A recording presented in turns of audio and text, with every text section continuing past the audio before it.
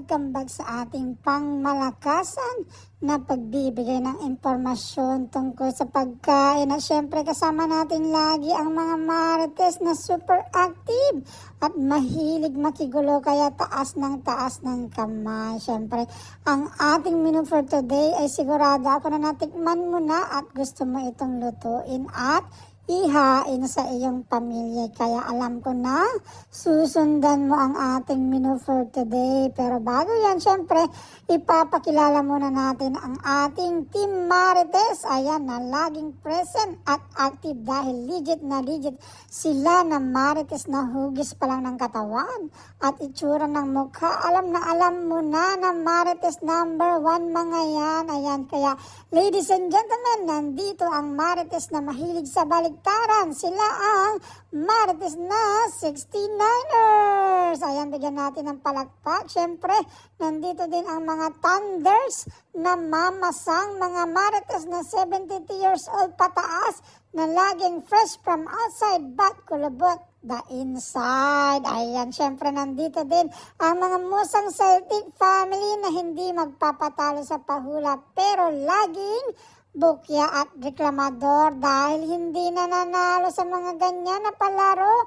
At syempre, sila ang number 1 na Culvet family, ang musang Celtic na Culvet family. Ayan, nandito din ang laging present na mga naperiwarang 6-bomb dancer.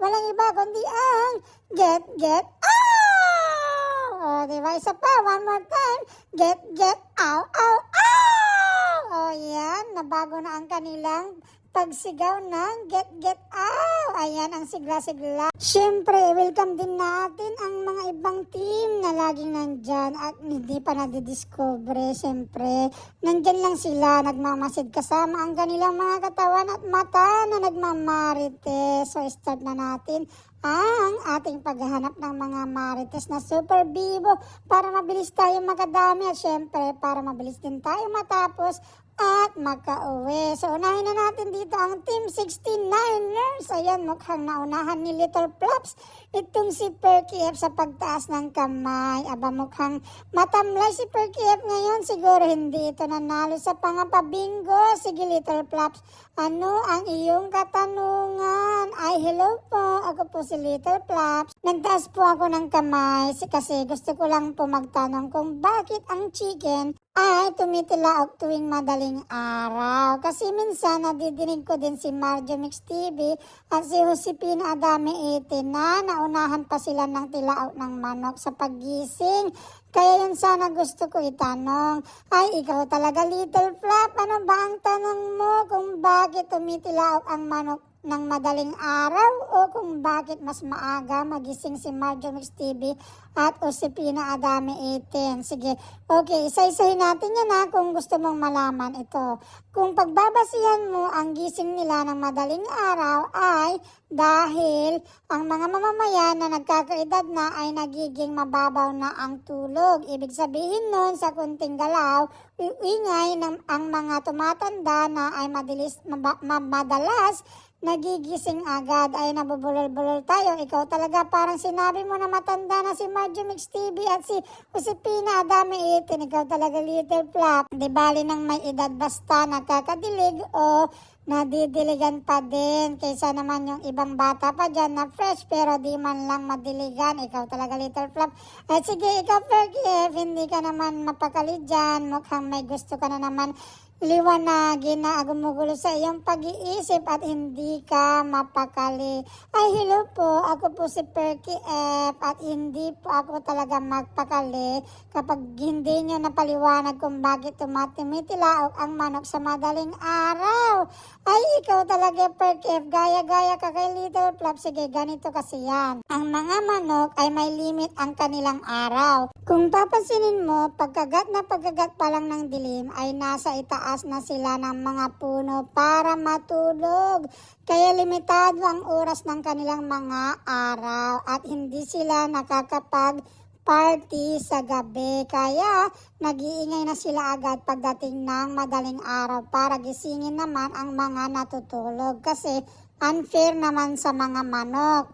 Ang mga tao ay nakakagala, nakakapag-party pa kahit umaga at gabi, kaya gumaganti ang mga manok pagdating ng madaling araw at ginigising na nila ang mga tao.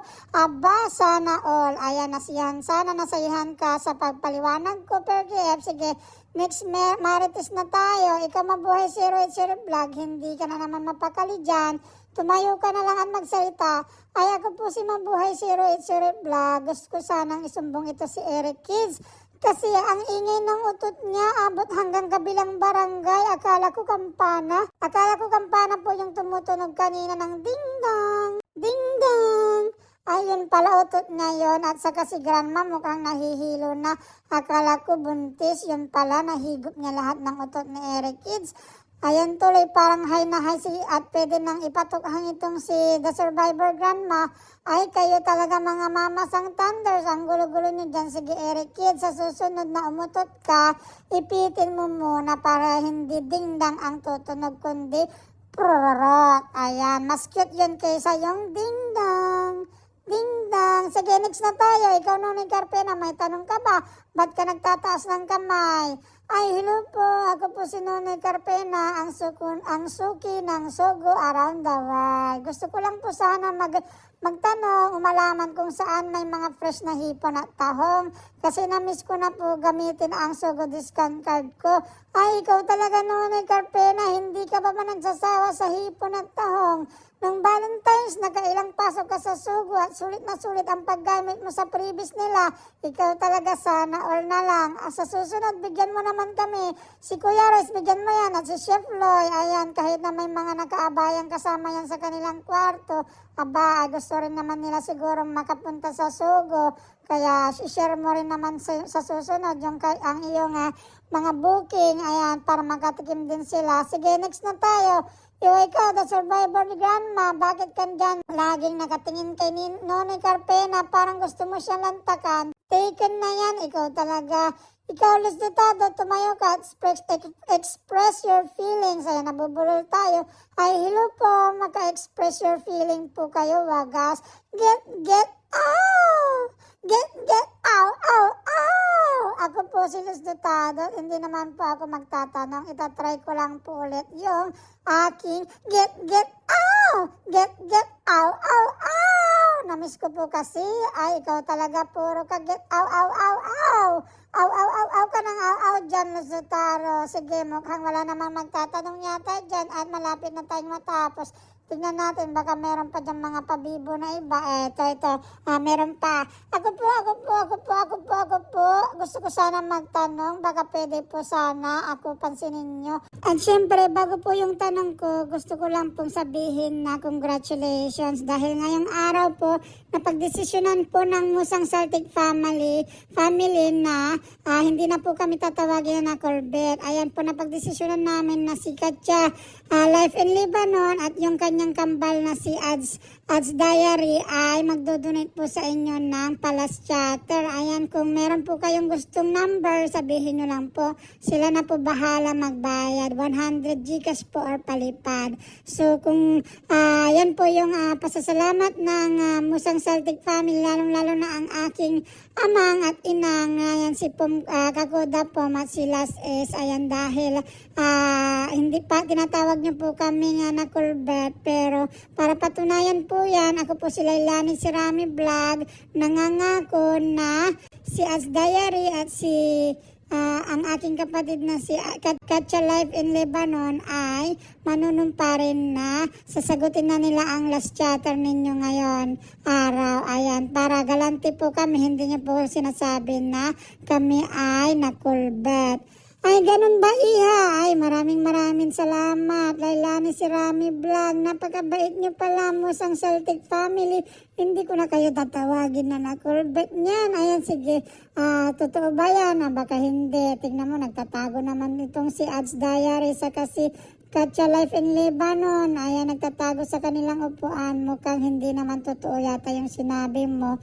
Pero tignan natin, ayan, baka totoo nga at medyo hindi naman sila papasubo dyan. Ayan, tignan natin kung magbibigay talaga sila ng kanilang Palas Chatter sponsor. Ayan, so Kung meron pa ba diyang magtatanong, gustong i-clarify, ayan na, tingnan natin. Ikaw, Walot CB, ayan, parang hindi ka na nagtatanong ngayon, hindi ka gumagawa ng iyong assignment. Mukhang nangungupya ka na lang lagi dyan sa kapatid mo na si Lods Dotado. Ayan, wag mong gagayahin yan, lalong-lalo na yung yan si Mabuhay Siroid Blind. Naku, mapapariwara ka, ang laging ulam niyan. Favorite na ulam niyan, yung yung paa ng manok, ayan, inaadobo, yan yung palagi yan, kaya yung sulat niya, medyo napariwara din tulad niya. Ayan, sige, dahil patapos na tayo, pinapakuluan na lang natin yung ating manok. Ayan, pinapalambot na lang natin ng konti at syempre, pinapatuyo na lang natin ng konti yung sauce. May mga magtatanong pa ba dyan na pasaway? Tingnan natin. Ikaw, binibining hindi marigit. Kanina ka pa hindi mapakali dyan. Naiihi ka na ba? Ay, hello po. Ako po si Binibining Hindi Marigit. Hindi po ako magtatanong. Talagang naiihi na kasi ako. Kaso nga lang, may sintron po kasi yung suot ko. Hindi ko maibaba yung aking palda. Ayan, nakatingin kasi sa akin itong si Nonoy Carpena at saka si Chef G. Mukhang gusto nila ako makita umihi. Ayan, pero na iraos ko naman kasi nandito naman yung arenola sa baba ng upuan, kaya hindi nila ako makikita, pero okay lang, nakaihi na ako, kaya hintayin ko na lang po matapos yung school. Ayan, dahil nagpi-plating na tayo, ikaw talaga Binibining Hindi Marikit. Nagdaldal ka pa, naikwento mo pa yung ginawa mo dyan. Ayan, sige, pag uihi ka, diretso na yan sa arenola, wag mo nang ipagkalat. Ayan, tuloy, nakikita ka ni Nonoy Carpena, sa ni Chef Loy, sa ni Kuya Roy, sa Chef G. Meron pa ba magtatanong dyan? Ako po si Laila Omar Vlog. Gusto ko lang po sanang invite ang lahat na mga marites na baka gusto nyo pong pumunta sa aking live. Ayan, nandun po yung mga artistahin na mga thunders na rin, tulad ni Kaskaserang Mami at ang isang maganda parang Barbie pero may edad na rin po yan, kunwari bata pa, si Ellen Kiss Vlogs. Baka pwede nyo po rin kaming isupport. Ay naku Iha, nag-plug ka pa ng iyong LA. Sige, pupuntahan natin yan sa mga susunod na araw para makita naman natin kung ano yung mga pinagagawa-gawa nyo doon. Sige, dahil patapos na tayo, sige, ganito na lang. Magpapasalamat na lang tayo at please don't forget to like, share, and subscribe. At syempre, pa-bonus na rin ang notification bell para lagi kang updated sa ating mga niluluto at ina-upload. Kaya maraming salamat hanggang sa muli. Maraming salamat sa lahat ng mga marites na lagi nag-aantabay dyan sa ating walang kwenta at corny na trivia. Siyempre, kahit naman masarap ang ating ulam. Ay, ulam pa rin ng kapitbahay. Kaya, hanggang sa muli, maraming salamat. Bye-bye, Mama Chup Chup. Ciao, ciao. Hanggang sa muli.